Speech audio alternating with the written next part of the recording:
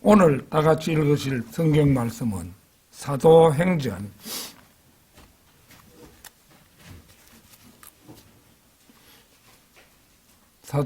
12장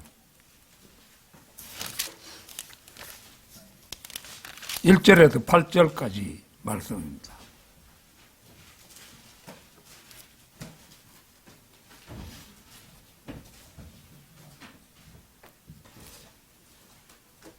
이제 그때 즈음에 헤롯 왕이 교회의 어떤 이들을 핍박하려고 그의 두 손을 앞으로 뻗쳤더라. 그리하여 그가 요한의 형제 야고보를 칼로 죽였더라.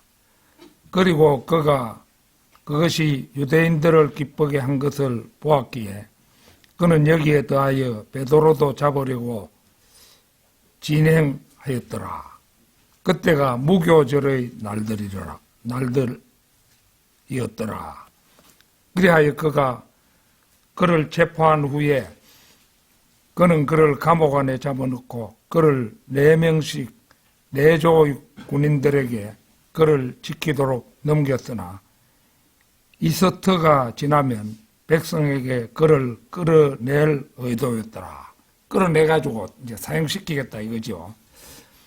그러므로 베드로는 감옥에 갇혔으나 그를 위하여 교회의 중단 없는 기도가 하나님께 드려졌더라. 그리고 헤롯이 그를 끌어내려고 하였을 때 그날 밤 베드로가 두 군인 사이에서 두 사슬에 묶인 채 자고 있더라. 또한 지키는 자들이 문 앞에서 감옥을 지켰더라. 그런데 보라, 주의 천사가 그에게 왔고 한 빛이 감옥 안을 비추었더라.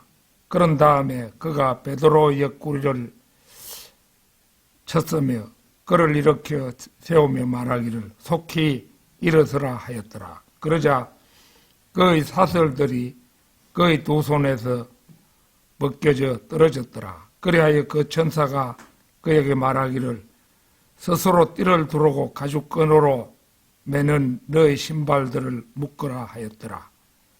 이에 그가 그렇게 하고 나서 그가 그에게 말하기를 너의 이복을 너에게 둘러걸치고 나를 따르라 하니라.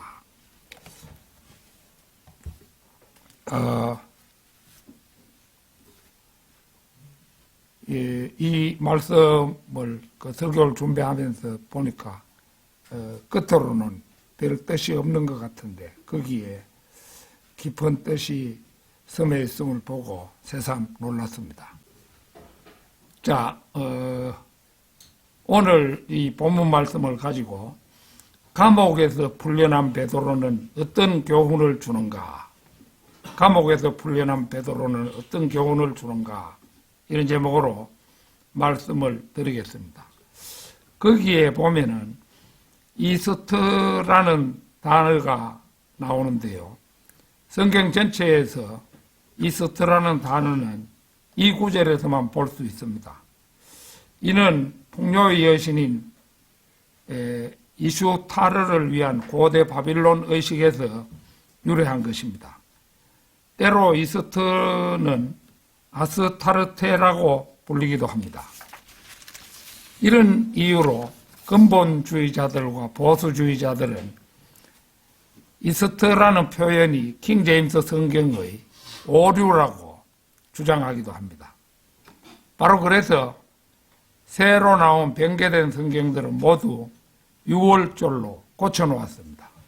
제가 설교를 작성하면서 우리 집에 있는 개혁 성경하고 가톨릭 성경 이런 걸 내가 몇 개를 찾아보니까 이게 6월절로 이스터 대신에 6월절로 되어 있어요.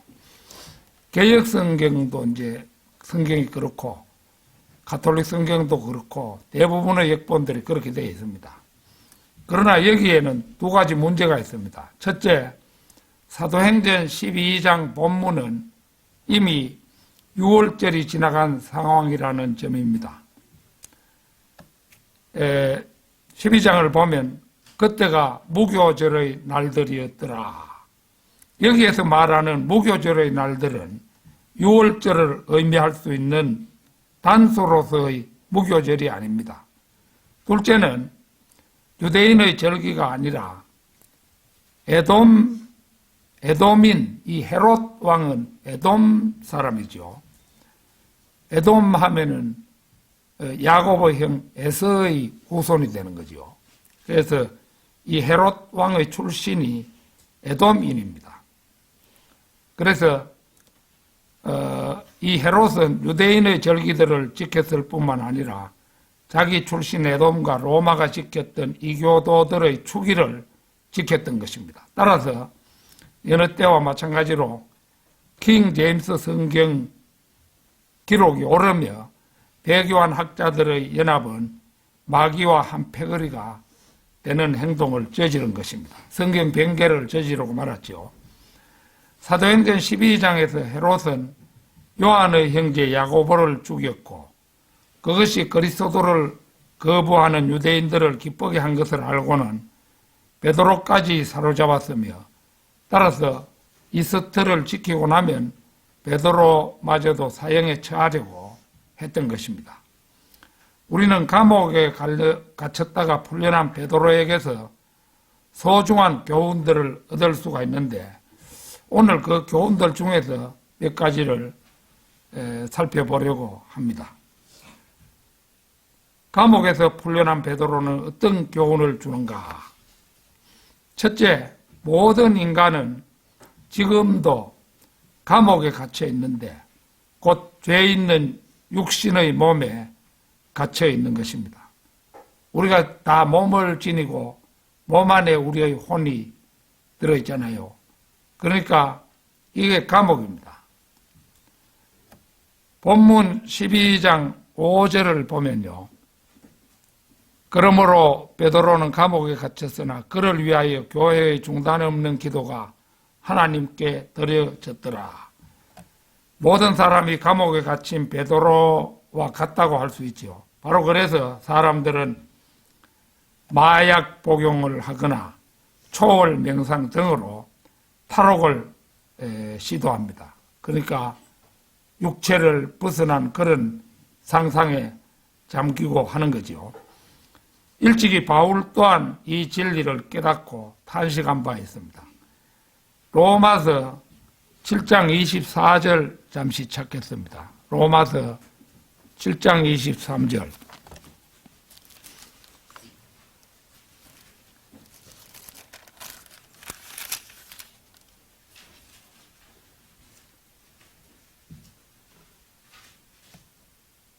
(7장 24절입니다) 오 나는 비참한 사람이로다. 누가 나를 이 사망의 몸에서 구해내겠는가.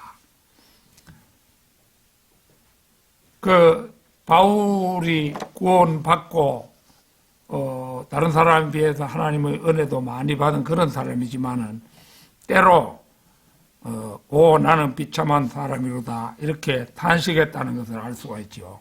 이 육신을 지닌 몸으로는 어쩔 수가 없는 것입니다. 사람에게는 두 개의 모순된 본성이 사로잡고 있습니다. 그리고 이 두 개의 모순된 본성이 끊임없이 갈등을 일으킵니다. 영광의 소망 안에서 즐거워하고 그리스도 예수 안에서 기뻐하는 우리가 그 자리에서 몸을 돌리기가 무섭게 바라보는 것은 지체 속에 들어있는 죄의 법이요 우리와 늘 함께 있는 악이며 사망의 몸입니다. 그래서 그리스도인은 누구나 모순된 괴짜들입니다. 하나의 본성은 영 안에서 하나님께 경배하며 주님을 찬양하고 영광을 돌려드리며 기쁨으로 열광하는가 싶더니 어느새 또 하나의 본성은 이것이 하고 싶고 저것을 갖고 싶으며 이렇게 해달라 주님께 때를 쓰고 저렇게 해달라 하나님께 울부짖으며 또 죄의 법 안에서 죽음을 두려워하고 육신의 고통을 불안해하면서 밤을 지새우고 몸부림칩니다. 이것이 바로 최고의 그리스도인 바울이 말한 그대로 오, 나는 비참한 사람이로다. 누가 나를 이 사망의 몸에서 구해내겠는가. 이렇게 탄식하는 상태이며, 우리도 그 상태에서 예외가 아닙니다. 우리는 모두 그렇게 육신이라는 감옥에 있습니다. 이 감옥 생활은 주님께서 공중에 오셔서 우리를 불러올릴 때에야 끝이 날 것입니다. 감옥에서 풀려난 베드로는 어떤 교훈을 주는가? 둘째, 사람이 죽는 것은 이미 하나님 편에서 정해져 있다는 것입니다. 히브리서 9장 27절 찾겠습니다. 히브리서 9장 27절.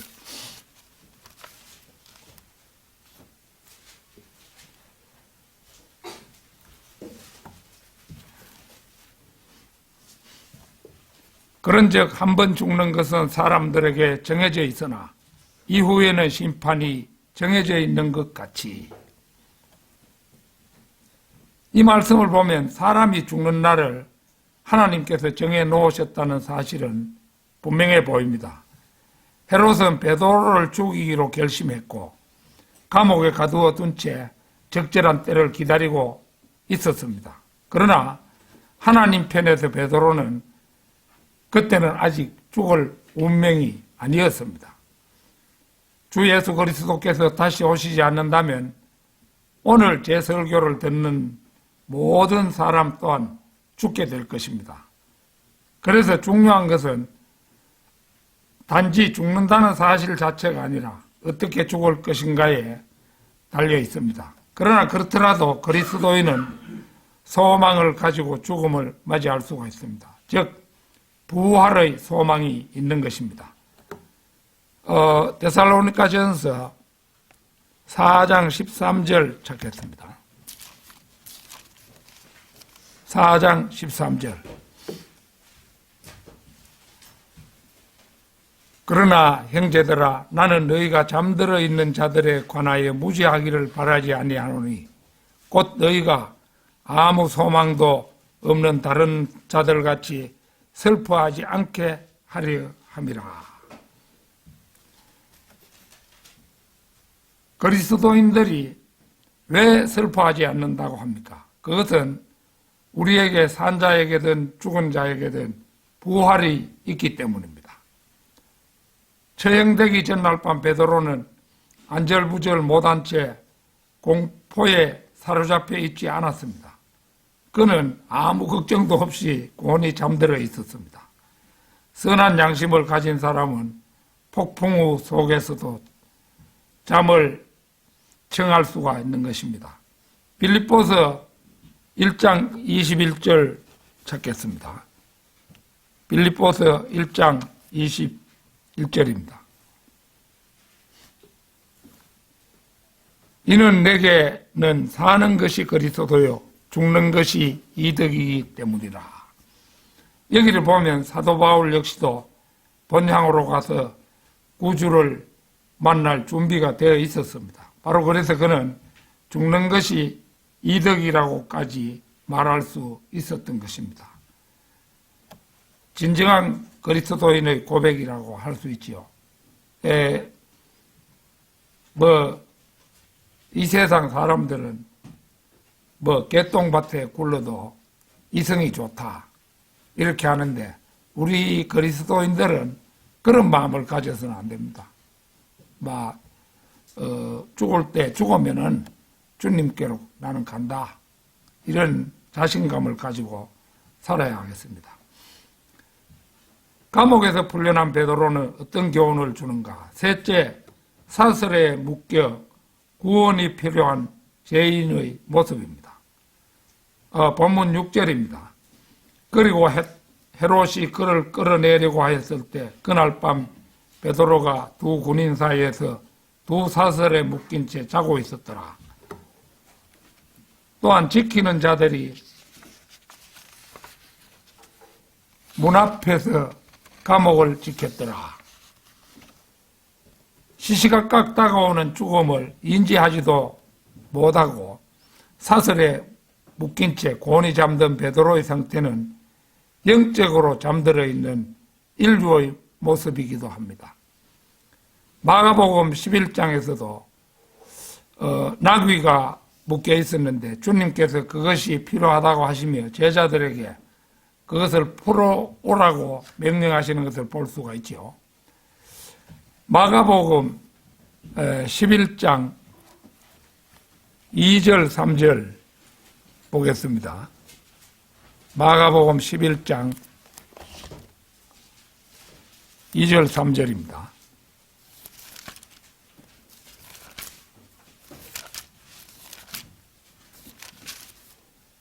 (2절) (3절) 그들에게 이같이 말씀하시니라. 너희 맞은편 촌락으로 들어가 너희의 길을 가라. 그리고 너희가 그곳에 진입하자마자 너희는 묶여있는 새끼 수나기 한 마리를 발견할 것이니 그 위에 사람이 한 번도 탄 적이 없는 것이라. 그를 풀어주고 그를 데려오라.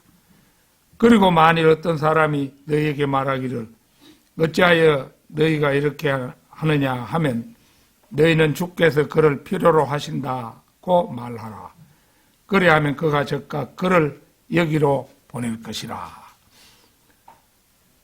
여기서 묶여있는 새끼 수나기는 구원받지 못한 죄인의 모습이라고 할 수 있습니다. 예수님께서 무덤에 있는 나사로를 부르셔서 그가 무덤 밖으로 나오게 되었을 때 주님께서는 이제 아직 몸이 묶인 채로 나오니까 그를 풀어주고 그를 다니게 하라. 이 요한복음 11장 44절에서 그렇게 말씀합니다. 나귀의 경우나 나사로의 경우 모두 영적으로 묶여있는 상태이며 그를 풀어준다는 것은 속박에서 풀려나 구원받는 죄인들의 모습을 상징적으로 보여주고 있는 것입니다. 감옥에서 풀려난 베드로는 어떤 교훈을 주는가? 넷째, 감옥에 갇힌 베드로에게서 배울 수 있는 또 하나의 교훈은 사람들에게는 하나님께 주시는 빛이 필요하다는 것입니다. 본문 7절 상반절 보겠습니다. 그런데 보라, 주의 천사가 그에게 왔고 한 빛이 감옥 안을 비추었더라. 여기서 감옥 안을 비춘 빛은 하나님의 빛입니다. 인간이 하나님께 주시는 빛이 필요한 이유는 이 세상 신이 그들의 마음을 어둡게 해서 소경으로 만들었기 때문입니다. 마귀는 이 목적을 이루기 위해 죄인들에게 가짜 빛을 비추어 자신을 빛의 천사로 가장하고 있기도 합니다. 그러나 그 빛은 세상으로 들어오는 모든 사람에게 비치는 참빛은 아닙니다. 마귀의 빛이니까 그건 참빛은 아니죠. 성경은 분명히 요한복음 1장 9절에서 그 빛은 참된 빛이었으니 그것은 세상으로 들어오는 모든 사람에게 저마다 빛을 주느니라. 이렇게 말씀하기 때문입니다. 이사야서 8장 20절 찾겠습니다. 이사야서 8장 20절입니다.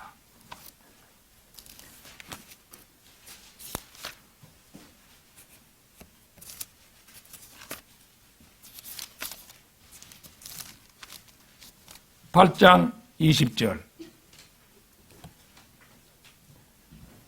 율법에 그리고 정언에 구할지니라. 만일 그들이 이 말씀에 따라 말하지 아니한다면 그것은 그들 안에 빛이 전혀 없는 까닭이라. 보는 것처럼 성경은 말씀에 따라 말하지 아니하면 그것은 빛이 전혀 없는 상태라고 말합니다. 시편 119편 130절 찾겠습니다.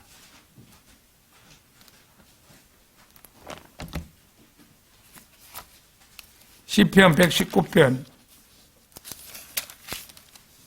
130절입니다.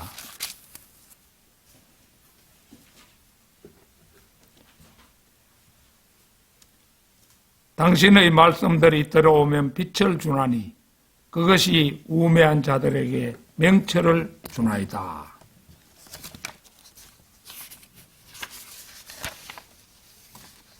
이 말씀은 아주 중요한 구절입니다. 빛을 주는 것은 주의 말씀들입니다. 누군가에게 빛을 주려면 주의 말씀들이 들어가야 합니다. 말씀들이 없으면 빛도 없는 것입니다. 그래서 우리가 어떤 사람을 구령할 때도 반드시 말씀을 들려주고 구령을 하죠. 감옥에서 풀려난 베드로는 어떤 교훈을 주는가? 다섯째, 우리는 본문에서 구원은 즉각적이라는 진리를 배울 수 있습니다. 우리가 구령할 때 잠시 잠깐 구령을 하면은 그 이제 구령한 사람이 당신은 이것으로 구원받았습니다. 이제 지옥을 염려 안 해도 됩니다. 이렇게 말하면은 어떤 사람들은 그 거짓말이라고 하겠죠. 그런데 사실은 거짓말이 아니지요. 그래서 그 구원을 받는 것은 즉각적입니다. 7절 하반절 보면은 그런 다음에 그가 베드로의 옆구리를 쳤으며 그를 일으켜 세우며 말하기를 속히 일어서라 하였더라. 그러자 그의 사슬들이 그의 두 손에서 벗겨져 떨어졌더라. 보다시피 베드로는 하나님의 천사에 의해 사슬들이 두 손에서 벗겨져 즉시 풀려났습니다. 누구든지 예수 그리스도를 구주로 믿으면 그 즉시 구원받게 됩니다. 길고 지루한 과정이 없는 것입니다. 그리스도인이 인격을 함양하는 데에는 평생이 걸리지만 구원은 즉각적입니다. 구원은 그 구령자의 말에 순종만 하면은 즉각 구원받죠. 그런데 그 사람이 그리스도의 인격을 완전히 함양하는 데는 평생이 걸린다는 거죠. 사람이 스스로를 구원하려면 얼마나 선해야 하는지 아십니까? 마태복음 17장 5절 찾겠습니다. 마태복음 17장 5절.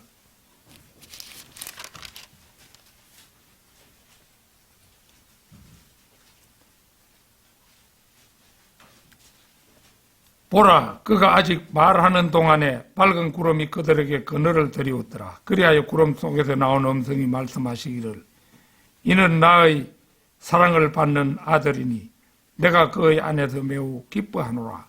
너희는 그의 말을 들으라 하신 것을 보라. 이 말씀에서 보듯이 하나님께서 기뻐하신 유일한 사람, 곧 그분의 아들이신 예수 그리스도만큼 선해야 됩니다. 우리가 우리 자신이 예수 그리스도도 없이 내가 하늘나라에 가겠다 이렇게 하는지 모르지만은 예수 그리스도만큼 선할 수가 없는 거죠. 우리가 예전에 그 남포리라는 곳에 우리 처가에 어떤 친척 형제분이 사셔서 갔는데 구령하려고 갔는데 구령을 못했어요. 사람들이 귀가 먹어가지고 소리를 질러가면서 구령한다고 했는데 결국은 한결상으로 형님 되는 분인데 그 형님이 나는 세상에 살면서 무슨 남에게 해코지도 안 했고 나쁘지도 한 적도 없는데 자기가 지옥에 갈 리가 없다는 거예요. 그러면서 그래 하는데 그 사람이 예수 그리스도만큼 선한 사람입니까? 아니지요. 죄인에 불과한 거죠. 저와 여러분 같은 사람이 가진 의를 예수 그리스도 안에 있는 하나님의 의와 비교하면 어떻게 될까요? 로마서 10장 4절 찾겠습니다. 로마서 10장 4절.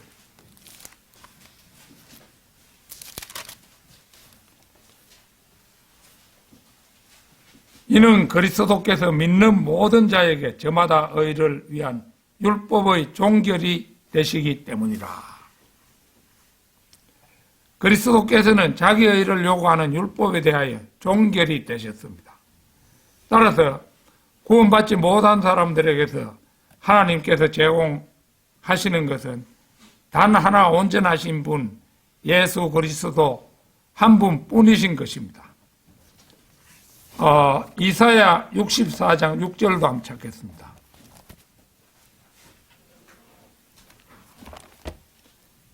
(64장 6절입니다)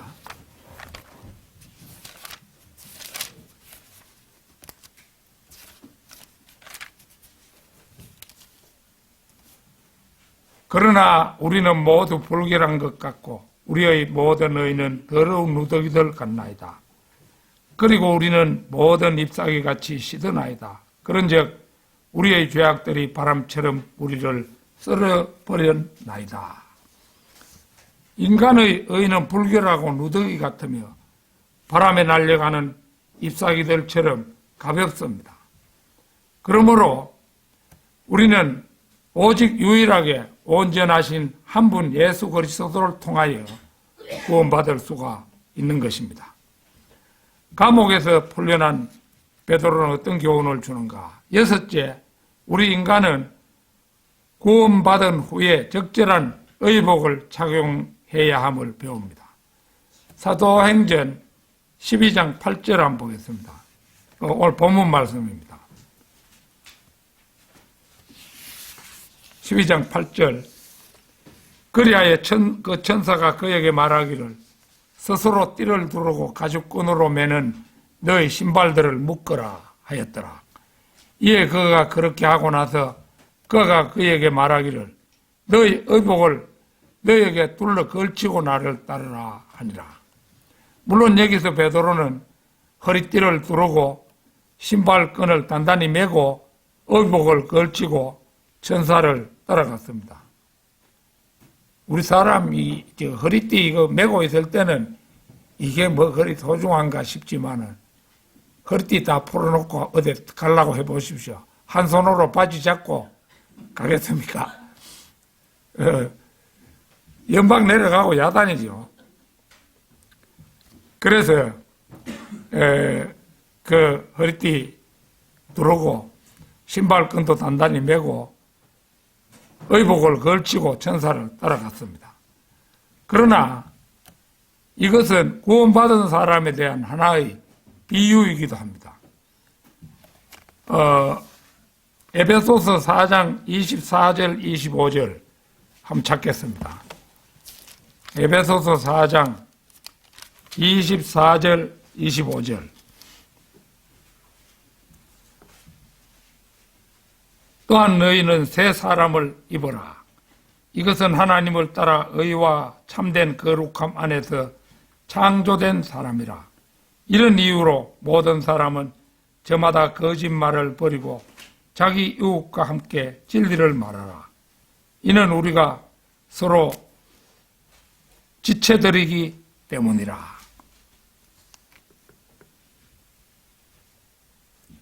구원받은 사람이 입는 그 옷은 이 물리적인 옷을 가리킨 말이 아닙니다. 인격의 옷입니다. 진리의 옷이고 거룩함의 옷이며 그는 거기에다 진정한 성도라면 의의 흉배를 붙이고 화평의 복음을 장착한 신발까지 신은 사람입니다. 소경 바르티메우스가 구원받았을 때 낡은 옷을 벗어버리고 예수 그리스도를 따랐습니다. 또 한 사람 주님께서는 마태에게, 마태는 이름이 레위라는 이름도 가지고 있었죠. 마태에게 나를 따르라고 명령하셨고 그는 세무서의 자신의 일자리를 적시로 버리고 주님을 따라가 새로운 일을 하게 되었습니다. 감옥에서 풀려난 베드로는 어떤 교훈을 주는가? 일곱째, 구원받지 않은 사람은 그리스도께 나오기 전까지는 제정신이 아님을 알 수가 있습니다. 세상 사람들은 사실은 제정신이 없는 거예요. 뭐 자기들은 스스로 똑똑하다고 하지만은요. 사도행전 오늘 본문 말씀 뒤 12장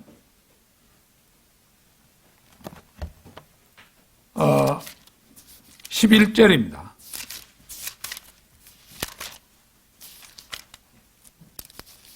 12장 11절. 그리하여 베드로가 제정신으로 돌아왔을 때 이래 말하고 있죠. 그가 말하기를 이제야 내가 확실하게 아노라.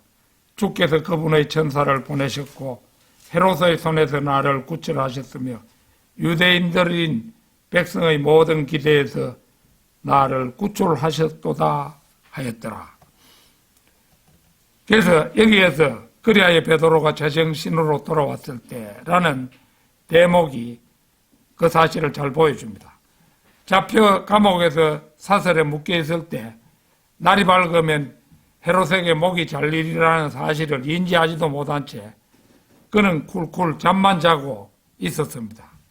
깨어나서야 이제야 내가 확실하게 아노라 이렇게 고백합니다. 누가복음 15장 17절도 한번 보겠습니다. 누가복음 15장 17절.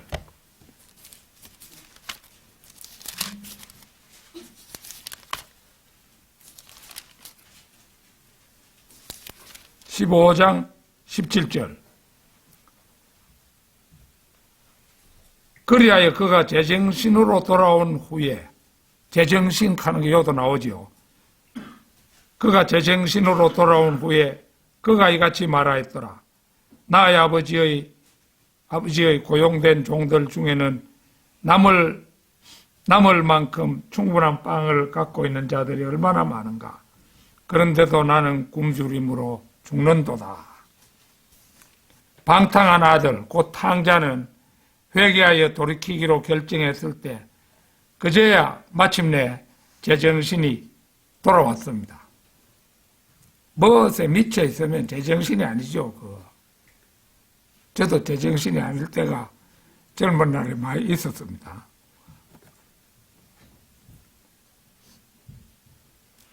이전까지 이 탕자는 정욕, 탐욕, 욕심 등으로 제정신이 아니었던 것입니다. 자기 몫을 아버지를 졸라서 나누어 받아가지고 먼 곳으로 가서 지멋대로 살았죠.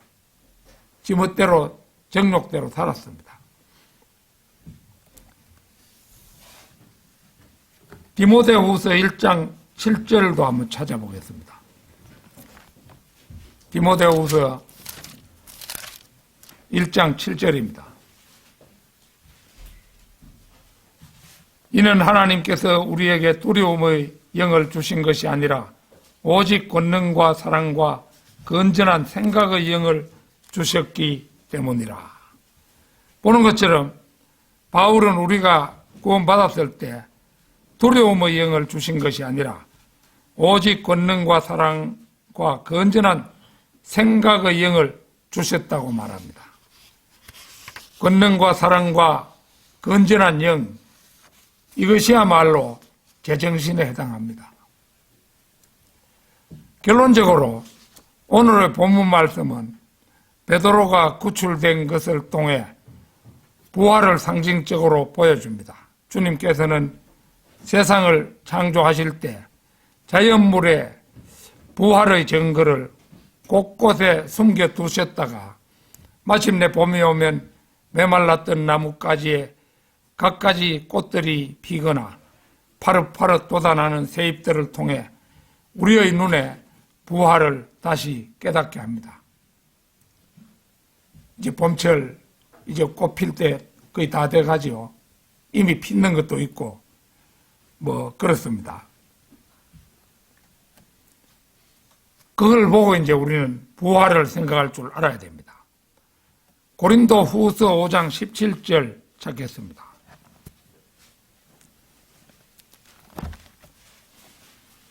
고린도 후서 5장 17절.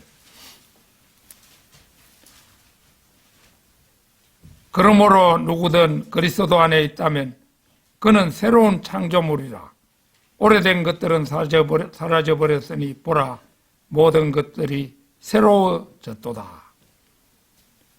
여기에 이제 창조물은 기존 우리가 사용하던 성경에는 피조물이라 이렇게 되어 있는데, 창조물이 바른 번역인 것을 알 수가 있죠.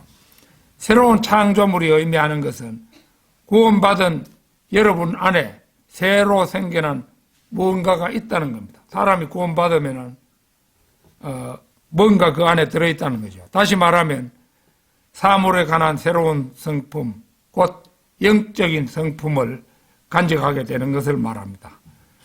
세상에 살다 죽으면 너나 없이 무덤으로 갑니다.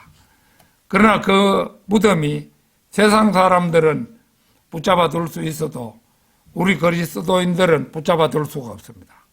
구원받아 주 예수 그리스도께서 주신 정가된 의를 소유하고 있다면 우리는 반드시 부활하게 될 것입니다.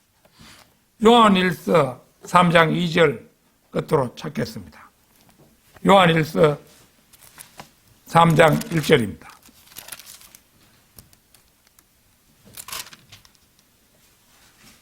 3장 2절입니다. 사랑받는 자들아, 이제 우리는 하나님의 아들들이라. 그리고 우리가 어떻게 될 것인지 아직 나타나지 아니하나 그분께서 나타나실 때 우리가 그분과 같이 되리라는 것을 우리가 아느니라.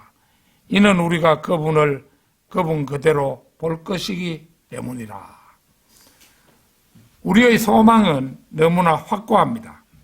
그분께서 공중에 나타나실 때 우리는 모두 33살의 남자들로 부활할 것입니다. 아무쪼록 세상에 사는 날 동안 이 놀라운 소망에서 이탈하지 않는 우리 모두가 되기를 소망합니다. 다 같이 기도드리겠습니다.